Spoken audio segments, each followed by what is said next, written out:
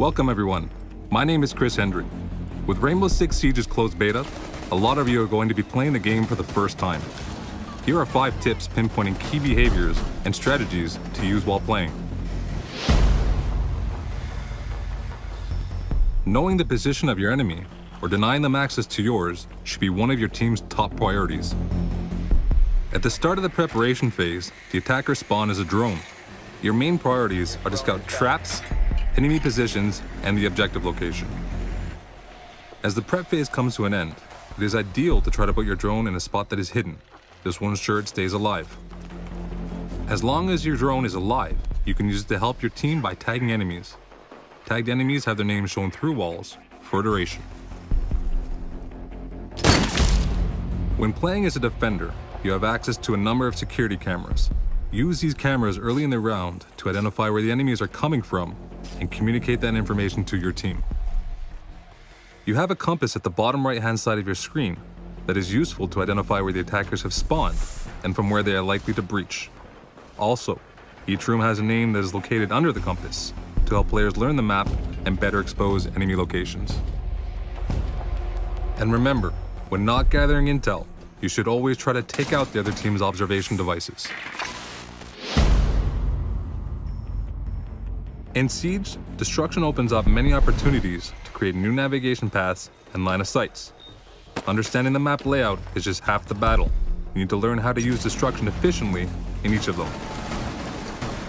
Some walls and floors are partially destructible and will only allow for lines of sight. These offer you a new vantage point and allow you to throw flashbangs, grenades, and other gadgets. On the other hand, some walls and floors will be completely destructible, allowing you to navigate through. Learn where the floor traps are and which surfaces are fully destructible in each map. In-house, taking down a wall in the bathroom gives you visibility control on the main lobby area in the second floor hallway. Also, the kitchen's backdrop can be destroyed, giving visibility on either the back stairs or the kitchen while staying hidden. In Hereford, you have full visibility on the armory, the projector room, and the stairs by punching holes in these walls. Lastly, in Consulate, you have access to one of the objective rooms in the basement if you breach the trapdoor inside the reception desk on the main floor. These are just a few examples. Navigate the map, play with destruction, and use it to your advantage.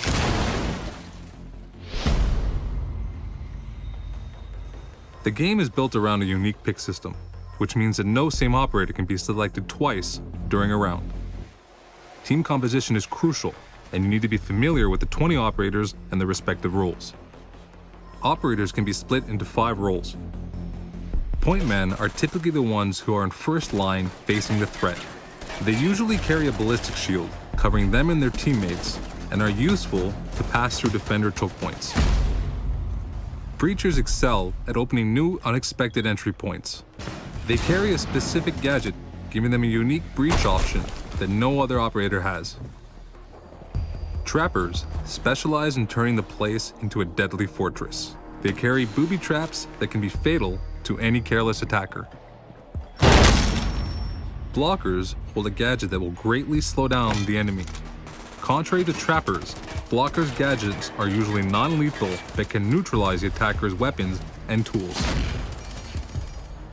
If you're more into assisting your team, you can play as a support. For instance, these operators either specialize in providing intel, extra armor, or reviving their teammates with more efficiency. Finally, keep in mind that each operator has a different level of speed and armor. Characters with more armor will be slower, and those without will be faster.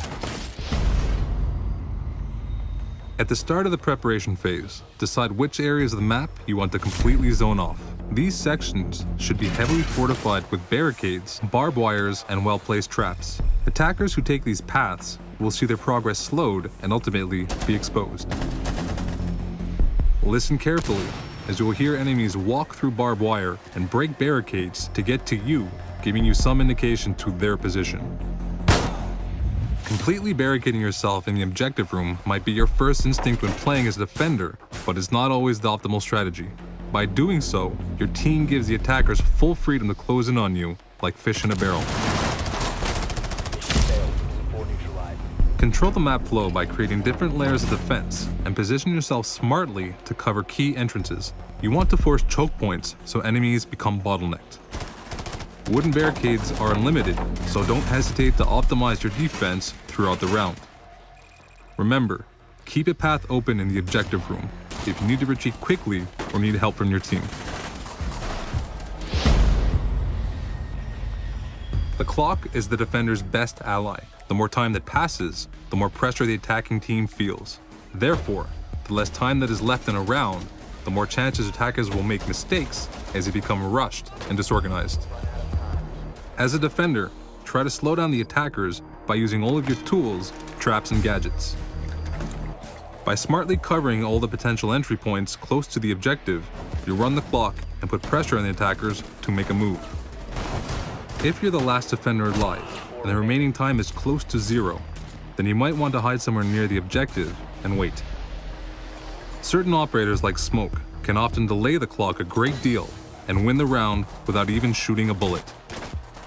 As an attacker, you want to create chaos, panic, and misdirection for the defenders.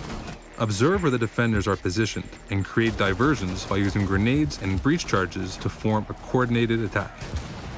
During the confusion, try to close in on the objective. A great tool is Fuse's cluster mine that punches a small hole in a wall and unloads 4 grenades in one single room. This will force the defenders to get out of the way and leave them exposed. Thank you for watching our tip video, and I'll see you in the closed beta.